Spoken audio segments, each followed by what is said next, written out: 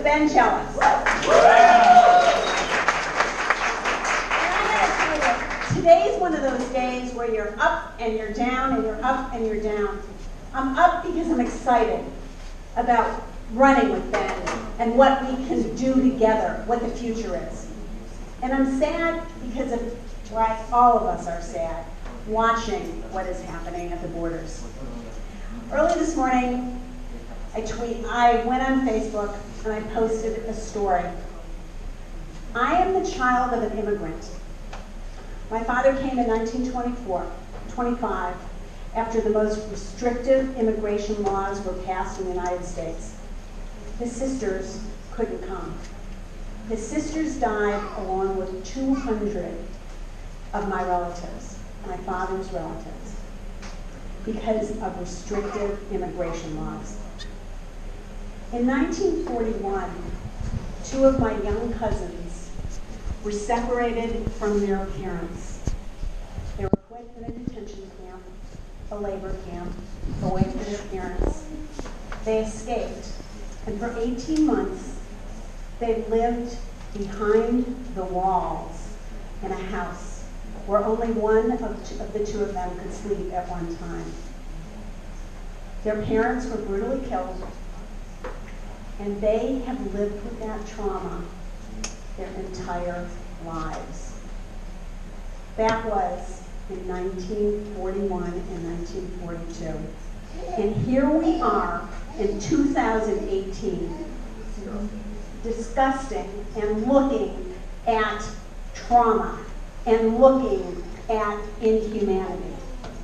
That's not our America. That's not anywhere in this world.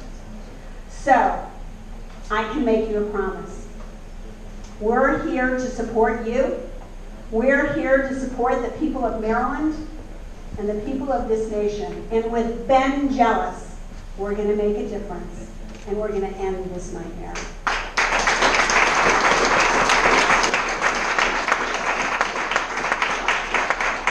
So, I would like to bring up the host of this place, someone who has made CASA and CASA in Action what it is. CASA started over 30 years ago, and for the last 20 years, we have been so fortunate to have our friend. He's like Oprah, you only need a first name. I'm going to bring up Gustavo.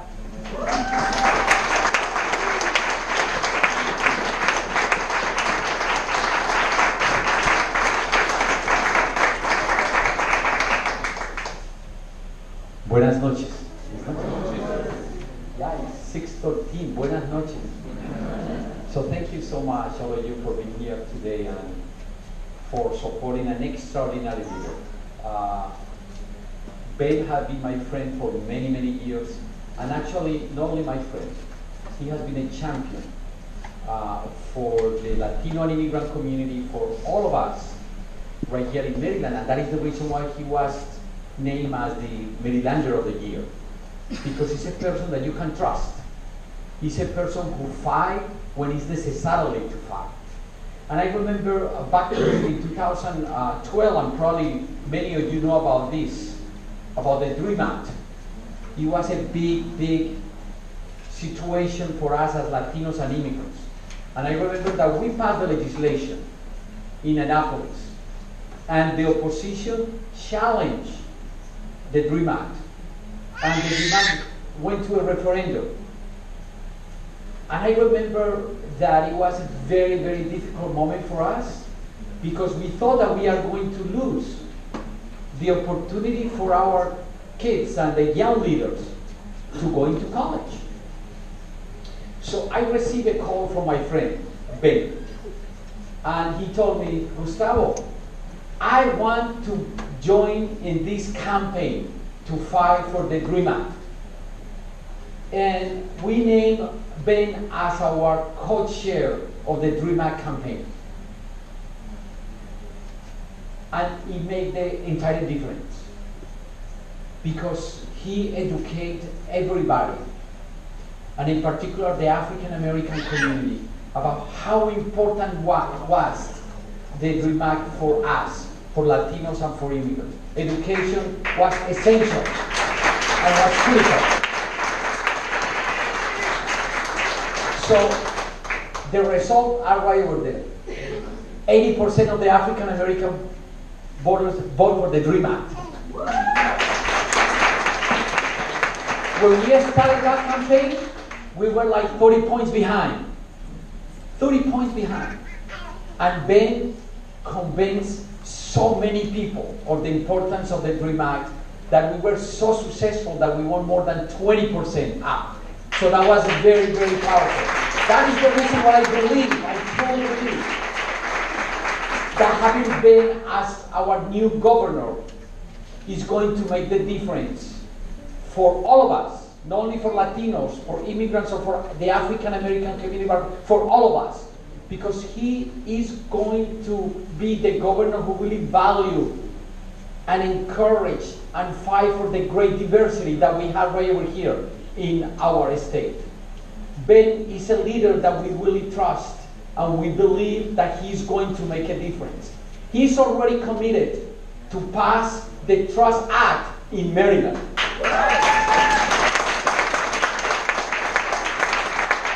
But probably you don't know about this. And it's a secret. Probably it's no longer a secret. He has been in jail with me. We went in front of the White House to fight for civil rights for the Latino and the immigrant community against this president that we have right over here, and we have been arrested. That is the kind of leader that is Ben, fighting all the time for our communities. And that is the reason why strongly our organization, CASA in Action, support him, and that is the reason why we are working really hard, knocking doors, all places around, to make sure that our community, Latinos, immigrants, African American, white progressive, everybody vote when? When is that? I'm sorry, I forgot. When is that? 26. Tuesday, 26, November 26. But still, I mean, June, I'm sorry. I want to know you put attention to me. That's what it's about. June 26. But still, if you are busy on the 26th, you can do it tomorrow, right? It's the last day. Tomorrow is the last day. So I think that is a great opportunity. Again, thank you so much. And now it's my honor to introduce to you two extraordinary leaders from our community. Jesly and Carlos. Jesly and Carlos, can you please join us? I want to share a little bit about Jesly and Carlos. Jesly and Carlos,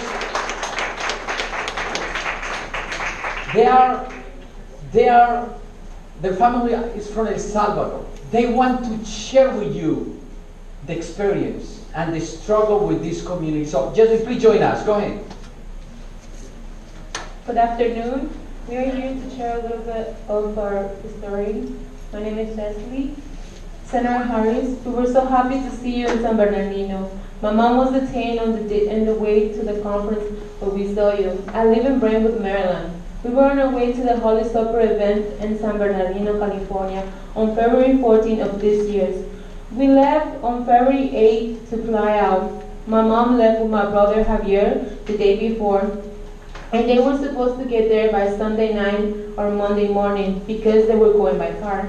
My mom and my brother, who is renewing DACA, never made it back because on February 10th at 4:30 a.m., my uncle who was driving needed to get some gas. So they pulled off to the highway to look for some gas in Arizona. They left the gas station because it was closed. And before they got back from the highway, a police pulled them over. He saw my brother and my mom and another sister, Rosa, in the car too. He never even told them why he had stopped them. And he just asked them for IDs from everyone in the car.